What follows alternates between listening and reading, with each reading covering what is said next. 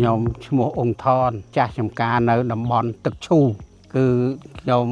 ដាំទុរេននេះរយៈពេល20ឆ្នាំអញ្ចឹងគឺមានការគេថាប្រែប្រួលនៅដំណាំទុរេនវាមានមេរោគជាច្រើនគឺថាខ្ញុំពីមុនប្រើជីនេះវាមានច្រើនតែសត្វល្អិតមកបំផ្លាញ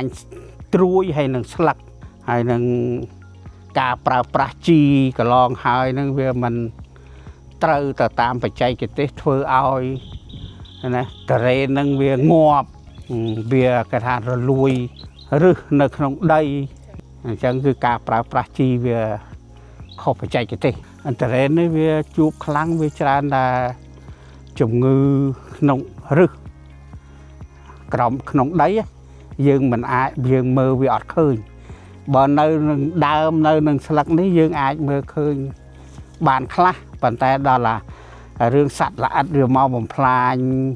ស្លឹកបំផ្លាញត្រួយយើងមើលអត់ស្គាល់ថាតើមេរោគអីទេ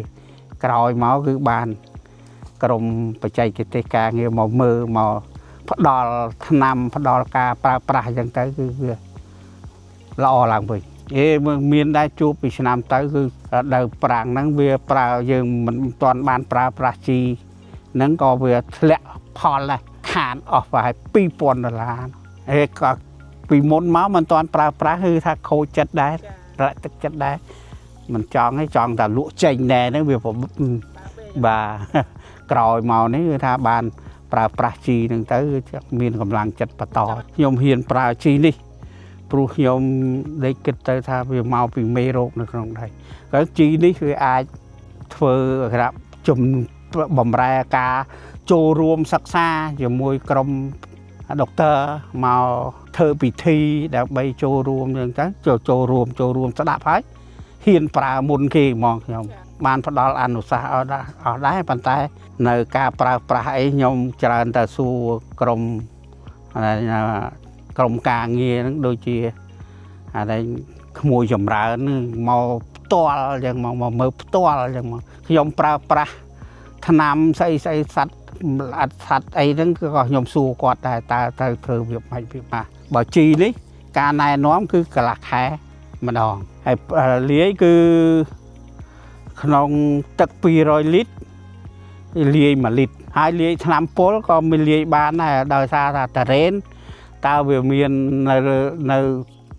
ទុរេនរបស់យើងវាមានមេរោគអីថាមេរោគគេថាចៃភ្លើងនៅតំបន់នេះគេហៅចៃភ្លើងគឺលាយជាមួយចៃភ្លើងបានណាហើយចៃខ្យងផ្សិតអីយើងលាយថ្នាំនឹងបាញ់បានដូចគ្នាតកៅចៃសអីក៏យើងលាយជាមួយជីនេះបាញ់បានដែរបើធ្វើឲ្យខ្ញុំគឺថាមាន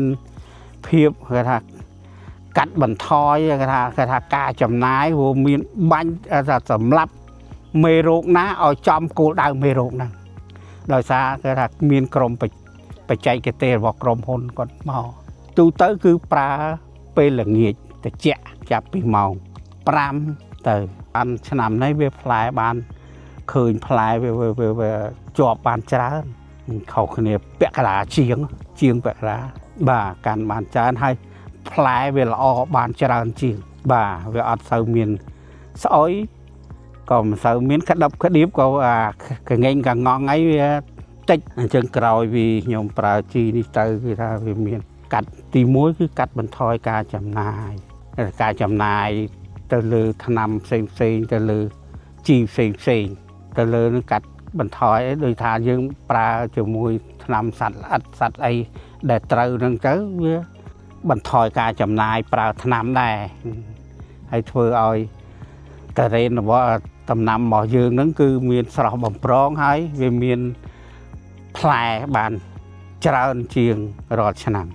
មេរោគក៏វាមានកាត់បន្ថយដែរព្រោះវាអត់សូវមានអានេះងាប់វាមិនសូវមានងាប់ដោយសារយើងប្រើប្រាស់ជីហ្នឹងទៅលើប្រព័ន្ធរឹសដីកាលពីមុនខ្ញុំប្រើគឺវាមានអានេះជាតិ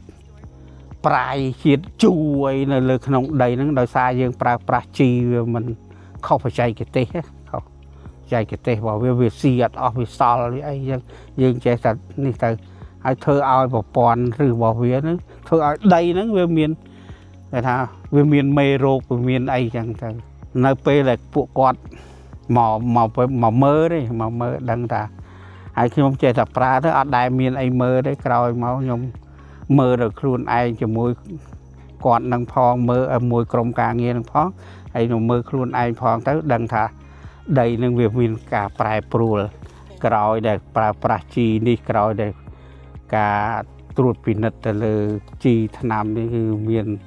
អានេះណត់សភាពរីករាយណាបានតារ៉េនខ្ញុំបានផ្លែច្រើនអីច្រើនអញ្ចឹងខ្ញុំសប្បាយចិត្តណាស់អញ្ចឹងទេគឺខ្ញុំសូមផ្ដាំផ្ញើទៅអ្នកដែលធ្វើចំការដូចខ្ញុំនៅតំបន់ទឹកឈូនេះក្តីនៅជួរហម៉ាល់ក្តីណាជួយប្រើប្រាស់ជីនេះទៅគឺមិនខុសបំណងរបស់បងប្អូនទេខ្ញុំមិនភូតមិនផមមិនកុហកឬមិនគាត់មិនជួលឲ្យខ្ញុំទេអាហ្នឹងគឺនិយាយពិតធ្វើពិតធ្វើផ្ទាល់ខ្លួនឯងបាទអរគុណ